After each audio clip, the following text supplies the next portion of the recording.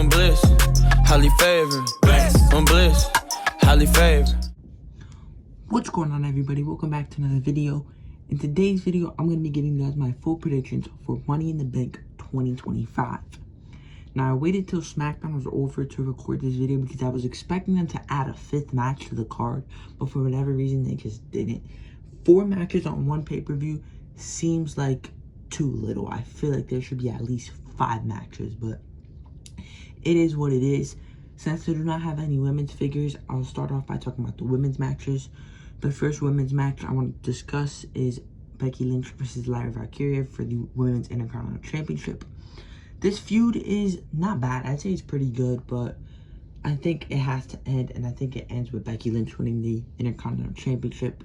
I'm not the biggest fan of Lyra. I do think she has gotten better.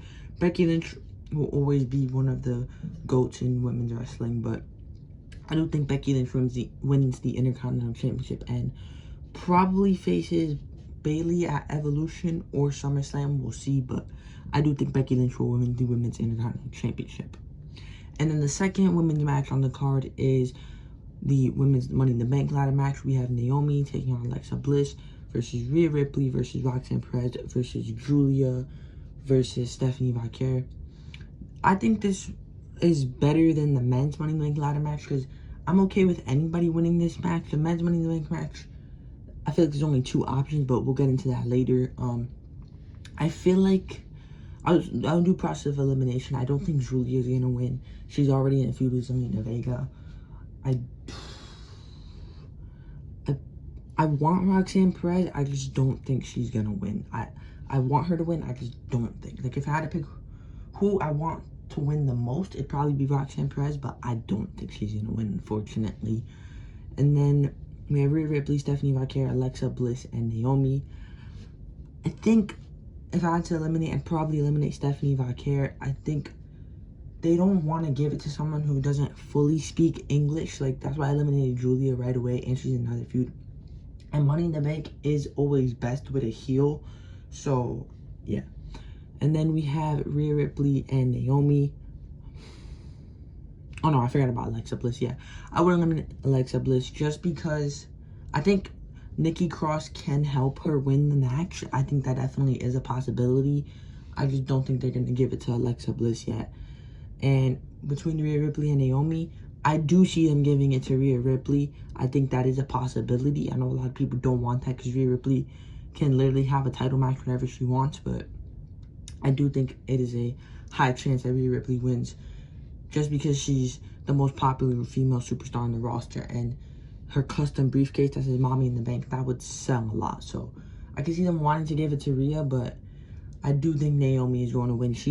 Her character suits Money in the Bank the best. I think she'll cash in on Tiffany, probably most likely have a successful defense. So I do think Naomi will win the match. I want Roxanne, but I think Naomi will win the match. But now let's get into the men's matches. The next match I want to talk about is going to be the tag team match between the Undisputed Universal Champion John Cena and Logan Paul, taking on the World Heavyweight Champion Main Event Jey Uso and Cody Rhodes.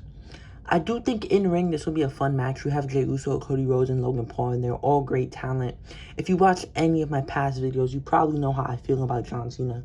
Really dislike him. I don't like any of the work that he's been doing since Elimination Chamber, but it is what it is. I think it was pretty cool how he kind of mentioned R-Truth on SmackDown when they were chanting, "We want truth."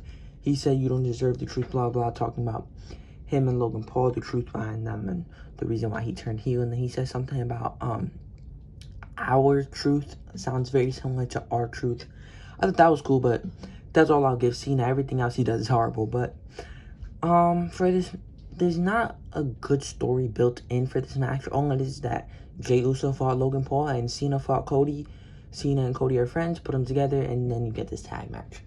Not a great story, but I do think it can be fun in ring besides Cena. I like everybody in this match except for John Cena, but I do think Jey Uso and Cody will win. I do think Cody will pin Cena, similar to how Solo pinned Cody last year at Money in the Bank, and then that was the SummerSlam match. Cody and Cena will probably be the SummerSlam match. But for what I want to happen, I want Jey Uso to pin Cena. I think that would be pretty cool. Because the crown jewel, it might be Cena versus Jay, but it'll probably be Seth versus Cena, or whoever wins Money in the Bank will cash in on Cena. Not cash in on Jay and then face Cena. But it could be something else. I'll talk about that later when I talk about the Money in the Bank match. But I do think Cody and Jay win. I want them to win, and I do think they're going to win. But I think Cody will pin Cena, but I want Jay to pin Cena. But we'll see. And lastly, we have the men's Money in the Bank match. I do think this will probably open up the show, but this is the most anticipated match, so I wanted to talk about it last. I guess I'll go left to right and talk about if they win, what would happen. I'll start off with Andrade. Most people would probably be upset at this, but I'm a big Andrade fan. I think he does deserve it. I don't know. If he wins, he might cash in on Dominic or Jacob Fatu. I don't think he'll cash in on a world title. I would like him to cash in on a world title. In a perfect world, he could win and cash in on Cena, and I'm not mad at that. But most people would probably be upset at that. He could cash in on Jay, but I don't see him winning Money in the Bank. Penta winning, not bad. I think there's a higher chance of Penta winning than Andrade. Everybody would say he cashed in on Dominic or Jay. I think if Penta wins, he should cash in on Jacob Fatu, because that's how Jacob Fatu should lose the title, by a roll-up or something like a Money in the Bank cash-in. Not only that, but it brings Penta to SmackDown with his brother Rey Fenix, so when he does lose the United States Championship, he can go right into a tag team with Rey Fenix. LA Knight is a very popular choice. He's been in the past 2 Money in the Bank ladder matches and, of course, lost. He can cash in on any champion, honestly, but somebody like LA Knight will probably cash in on Cena or Jay. I would prefer him to cash in on Cena. That's just better in my opinion, but cashing in on Jay isn't bad. Moving him over to Raw isn't a bad decision. Seth, again, someone like Cena or Jay. Most likely Jay on the June 9th episode of Raw. Seth is a very popular choice to win this year's Money in the Bank. We have El Grande Americano, a.k.a. Chad Gable. Chad Gable does deserve it, but I wish it was regular Chad Gable, not El Grande Americano. But if this is how Chad Gable gets his push, I'm not mad at that. He'll probably cash in on Jay, though. And then Solo would most likely cash in on Jay as well. So Jay is a threat for this year's Money in the Bank winner, but no, not a threat for this year's Money in the Bank winner. This year's Money in the Bank winner is a threat to Jey Uso. But I'll start off the same way I did with the women's Money in the Bank process of elimination. Unfortunately, I do have to eliminate Andrade. Really happy he's in the match, but don't think he's going to win. Then I'll probably eliminate Penta. Again, I do like Penta, but he has to get into that tag team with Phoenix. And then we're down to these 4 right here. I think they all have a pretty good chance of winning, but I'd probably eliminate El Grande Americano. It should be regular Chad Gable in the match, or AJ Styles. If AJ Styles in this, I'd hope he win, because I am a big fan of AJ Styles, but that is besides the point.